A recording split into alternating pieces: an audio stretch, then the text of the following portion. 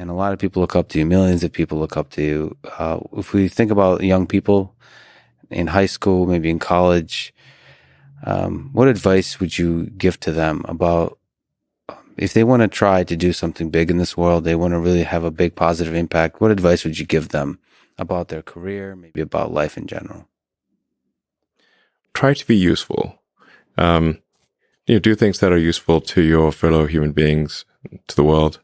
It's very hard to be useful. Very hard. Are you contributing more than you consume? Can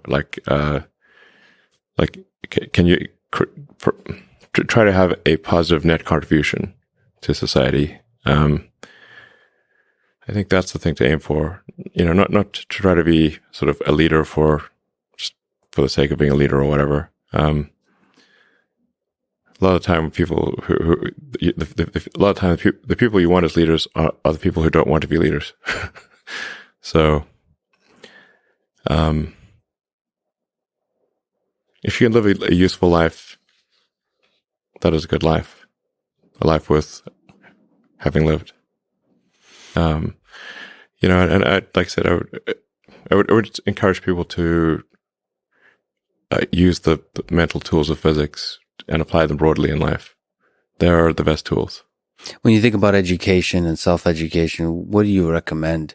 So there's the university, there's self-study, there is hands-on, sort of finding a company or a place or a set of people that do the thing you're passionate about and joining them as early as possible.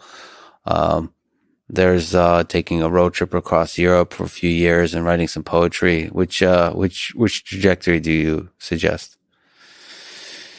In terms of learning about how you can become useful, as you mentioned, how you can have the most positive impact. I encourage people to read a lot of books. Just read, basically try to ingest as much information as you can, and try to also just develop a good general knowledge. So you at least have like a rough lay of the land of the knowledge landscape. Try to learn a little bit about a lot of things. Because you might not know what you're really interested in. How would you know what you're really interested in if you at least aren't like doing a peripheral exploration of broadly of the knowledge landscape? And talk to people from different walks of life and different industries and professions and skills and occupations. Like just try learn as much as possible. Man's search for meaning. Isn't the whole thing a search for meaning? Yeah, what's the meaning of life and all, But just generally, like I said, I would encourage people to read broadly in many different subject areas, and then try to find something where there's an overlap of your talents and what you're interested in. So people may be good at something, or they may have skill at a particular thing, but they don't like doing it. Mm-hmm. So you want to try to find a thing where that's a good combination of the things that you're inherently good at, but you also like doing. And reading is a super fast shortcut to figure out where are you both good at it, you like doing it, and it will actually have positive impact. Well, you got to learn about things somehow. So reading a broad range, just really read it. At one point when I was a kid, I read through the encyclopedia. So that was pretty helpful. And there are also things I didn't even know existed. Well, lots, obviously. And it's like as broad as it gets. Encyclopedias were digestible, I think, 40 years ago. Maybe read through the condensed version of the Encyclopedia Britannica. I'd recommend that. You can always skip subjects where you read a few paragraphs and you know you're not interested, just jump to the next one. So read the encyclopedia or skim through it. But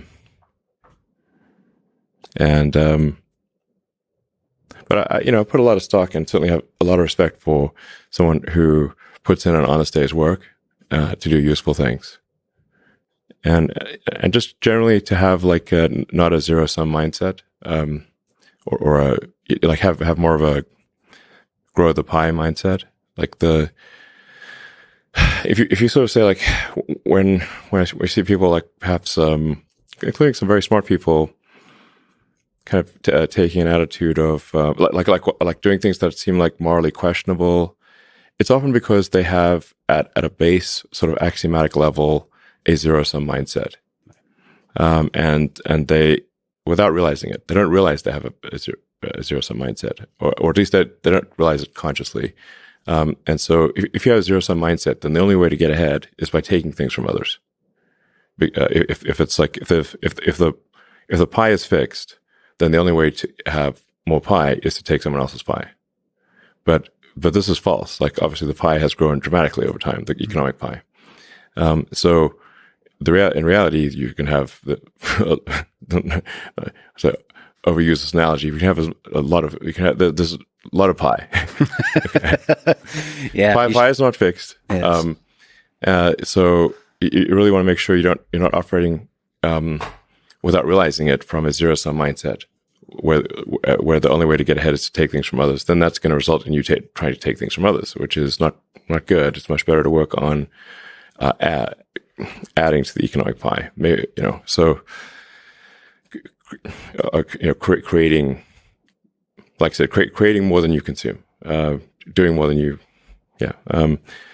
So that's a big deal. I think there's like a fair number of people in finance that do have a bit of a zero sum mindset. I mean, it's all walks of life. I've seen that. One of the reasons Rogan inspires me is he celebrates others a lot. There's not creating a constant competition. Like there's a scarcity of resources. And what happens when you celebrate others and you promote others, the ideas of others, it actually grows that pie. I mean, the